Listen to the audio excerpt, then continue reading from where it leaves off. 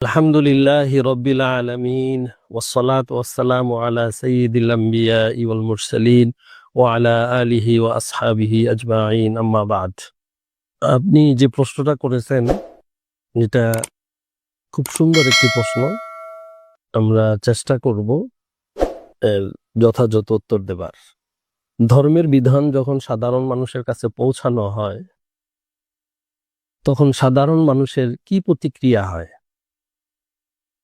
প্রতিক্রিয়ার দিক যদি আমরা লক্ষ্য করি তাহলে সাধারণ মানুষকে আমরা 4 শ্রেণীতে বিভক্ত করে নিতে পারি।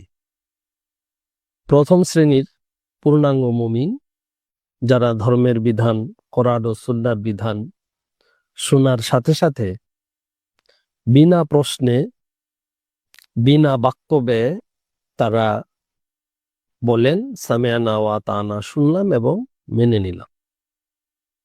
নবী সাল্লাল্লাহু আলাইহি ওয়াসাল্লামের যুগে সাহাবায়ে কেরাম যখন কোরআনের কোনো বিধান শুনতেন কিংবা হাদিসের কোনো বিধান শুনতেন তো তারা এমনটাই বলতেন সামিআনা ওয়া আতানা, আমরা শুনলাম এবং মানলাম। মূলত সাহাবীদের আদর্শের অনুসরণে, তাদের অনুকরণে বর্তমান যে সকল মুসলিম ভাই কোরআন ও সুন্নাহর বিধান শুনে তারাও নির্দ্বিধায় মেনে নেন, তারাই হলেন মূলত পূর্ণাঙ্গ মুমিন এবং প্রথম শ্রেণীর মুসলমান। প্রতিক্রিয়ার দিক থেকে ধর্মের বিধান পৌঁছানোর পর দ্বিতীয় এক ধরনের প্রতিক্রিয়া আমরা লক্ষ্য করি, সেটা হলো কোরআন ও সুন্নাহর বিধান শুনে সরাসরি অস্বীকার করে দেওয়া। অনেকেই দেখবেন আমাদের সমাজে তারা বলে রাখো তোমার শরীয়ত, তোমার শরীয়ত নিয়ে কে চলে? আমরা জানি মাসলা মাসাইলের কিতাবে এই কথা পরিষ্কার লেখা আছে, কোরআন ও সুন্নাহর বিধান শুনে, শরীয়তের বিধান শুনে কেউ যদি এমন ধরনের শব্দ বলে যে রাখো তোমার কোরআন, রাখো তোমার হাদিস, রাখো তোমার শরীয়ত, তাহলে আমরা জানি তার ঈমান থাকে না। এটা হলো ধর্মের বিধান শুনে এনকার বা অস্বীকৃতির একটা প্রতিক্রিয়া। এরা হলো দ্বিতীয় শ্রেণীর। তৃতীয় আরেকটা শ্রেণী আছে যাদেরকে আমরা ধর্মের বিধান শুনাই, কিন্তু তারা প্রথম শ্রেণীর মতো সেটাকে কায়মন বাক্যে গ্রহণও করেন না, আবার দ্বিতীয় শ্রেণীর মতো সেটাকে তারা সরাসরি অস্বীকার ও প্রত্যাখ্যানও করেন না,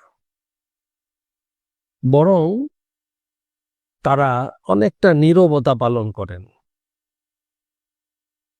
কোরআনে আছে, হাদিসে আছে, শোনার পর কোনো তুচ্ছ-তাচ্ছিল্য, অবহেলা করেন না, কিন্তু আবার সেটা তিনি মেনেও চলেন না। অনেকটা তিনি তার নিজের মতো করে চলেন। আচ্ছা, নামাজ পড়তে বললাম, তিনি নামাজ ধরতেছেন না, কিন্তু নামাজ যে ফরজ এটা অস্বীকারও করেন না। আবার নামাজকে নিয়ে কোনো ব্যঙ্গ বিদ্রুপ, কোনো ধরনের অবজ্ঞা এগুলো সে করে না। বাস এক ধরনের এড়িয়ে চলা নীতি অবলম্বন করেন, এক ধরনের নীরবতার নীতি অবলম্বন করেন, কিন্তু করেন সেটাই যেটা ওনার মনের মতো হয়, কোরআন ও সুন্নাহর মতো হয় না।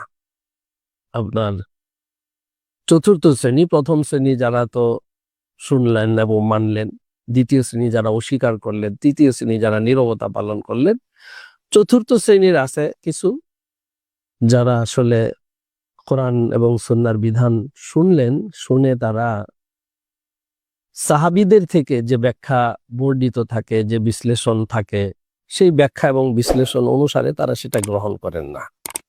তারা তাদের মতো করে নিজেদের একটা ব্যাখ্যা বিশ্লেষণ দাঁড় করান এবং সেই ব্যাখ্যা বিশ্লেষণে তারা বুঝাতে চেষ্টা করেন যে আমরাও কোরআন এবং সুন্নাহ মেনেই চলি, তবে আমাদের নিজস্ব ব্যাখ্যা অনুসারে।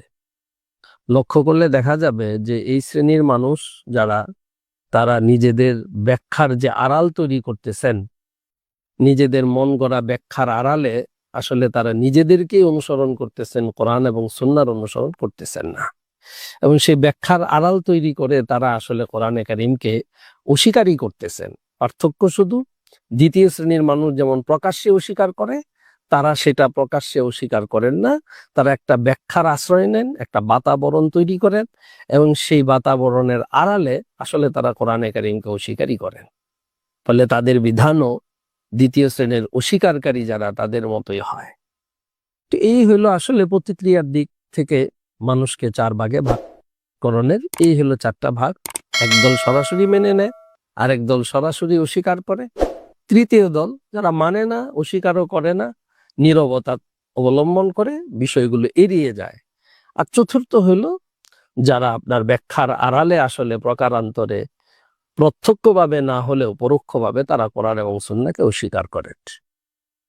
আমার মনে হয় যে আপনার প্রশ্নের উত্তরটা আপনি পেয়েছেন।